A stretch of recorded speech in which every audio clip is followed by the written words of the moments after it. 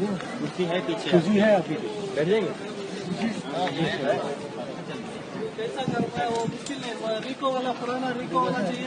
माशाल्लाह बहुत चल गए, हो जाएंगे। बहुत चले। यूसुफ साहब और मैं जो हैं वो अब जाए इंशाल्लाह और किसी तरह हज करे। आप सब दुआ करें कि अल्लाह वो नसीब करे। बिल्कुल, बहुत बहुत शुक्रिया। जो हैसियत रखता है उसे हज कम से कम जिंदगी में एक बार करना चाहिए। मक्का जाना चाहिए हज के महीने में कम से कम एक बार। और ये सबसे बेहतरीन मिसाल है इंटरनेशनल ब्रदरहुड की, आलमी भाईचारे की। तकरीबन 25 लाख लोग हर साल आते हैं हज के लिए मक्का अरफात, दिगर ममालिक से, अमेरिका से, इंग्लैंड से, इंडिया से, पाकिस्तान से, इंडोनेशिया से, मलेशिया से। और मर्द 2 सफेद कपड़े पहनते हैं बिना सिले हुए। आप ये भी नहीं पहचान सकते आपके बाजू में जो आदमी खड़ा है वो राजा है क्या फकीर है। सबसे बेहतरीन मिसाल आलमी भाईचारे की। और अल्लाह ताला फरमाते हैं सूरह हुजुरात में, सूरा नंबर 49 आयत नंबर 13 में, या अय्युहन नासु इन्ना खलकनाकुम मिन ज़करिन व उन्सा व जअलनाकुम शुऊबन व क़बाइला लितारफू इन्न अक्रमकुम इंदल्लाहि अत्क़ाकुम इन्नल्लाह अलीमुन खबीर। ए इंसान, हमने तुम्हें बनाया है एक जोड़े से, मर्द और औरत के, और बांटा है कबीलों में, बरादरियों में, ताकि आप एक दूसरों को पहचान सके, ना कि आप एक दूसरे से नफरत करें। और सबसे बेहतरीन वो है जो तकवा रखता है। अल्लाह सुब्हानहू व तआला को इंसान को जांचने के लिए सबसे बेहतरीन जिससे इंसान ऊंचा हो सकता है वो है तकवा, वो है नेकी। नहीं तो सारे इंसान बराबर हैं, चाहे काले हो या पीले हो या सफेद हो, गरीब हो या अमीर हो, राजा या फकीर। एक इंसान दूसरे इंसान से सिर्फ नेकी के जरिए ऊंचा हो सकता है। और हज का जिक्र बाइबल में भी है। बाइबल में लिखा है बुक ऑफ साम्स में chapter number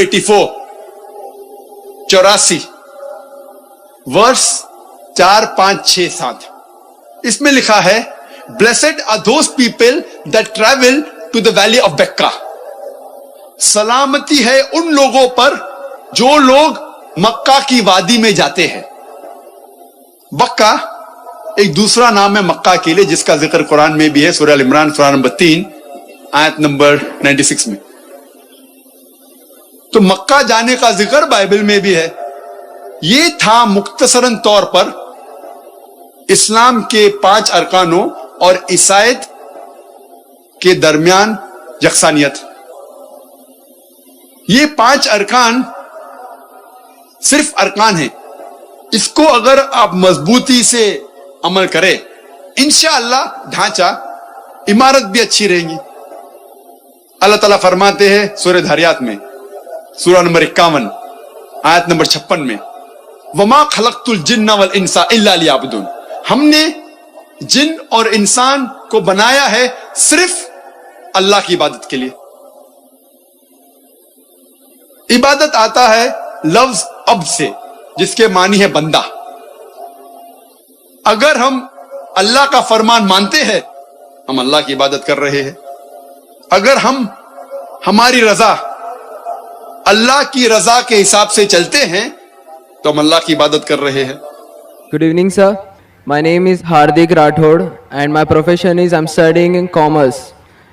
So my question is, I'm not clear with the concept of Makkah.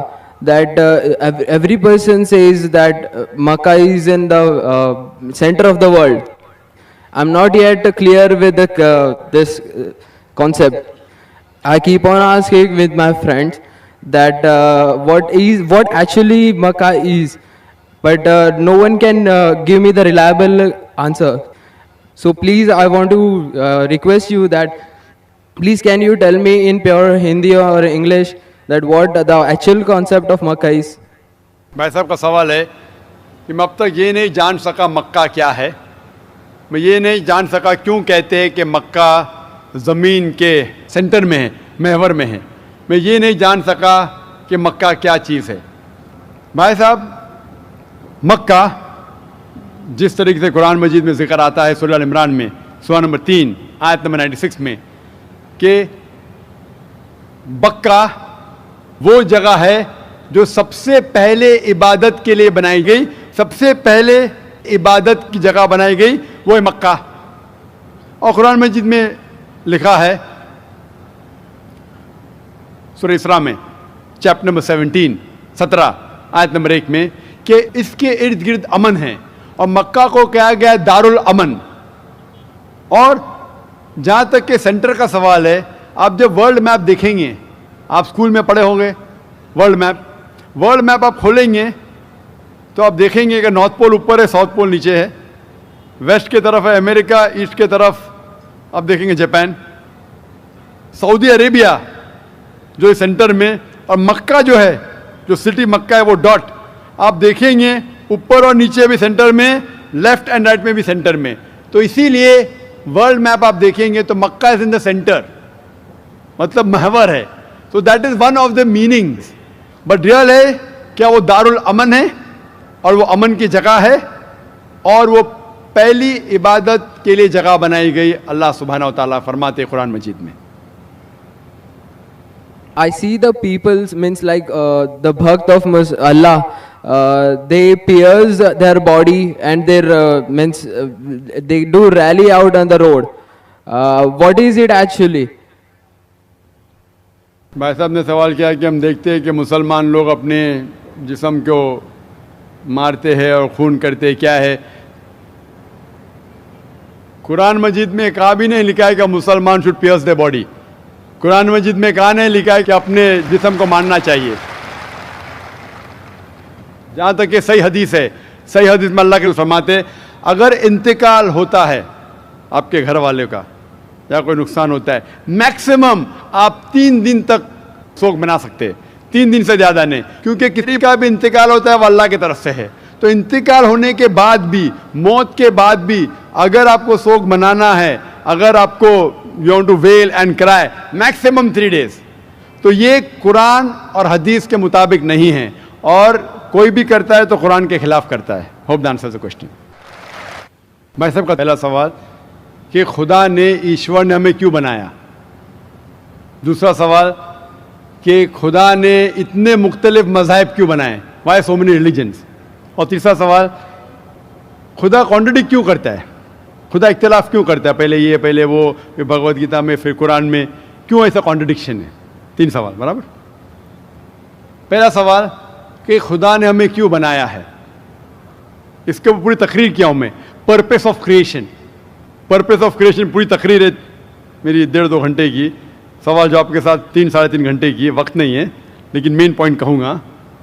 اللہ تعالیٰ فرماتے ہیں سورہ ملک میں سورہ نمبر 67 ورس نمبر 2 میں، الذی خلق الموت والحیات، کہ اللہ سبحانہ و تعالیٰ نے موت اور زندگی بنائی تاکہ وہ یہ جان سکے آپ لوگ میں سے کون اچھا ہے، تو test which of you is good in deeds.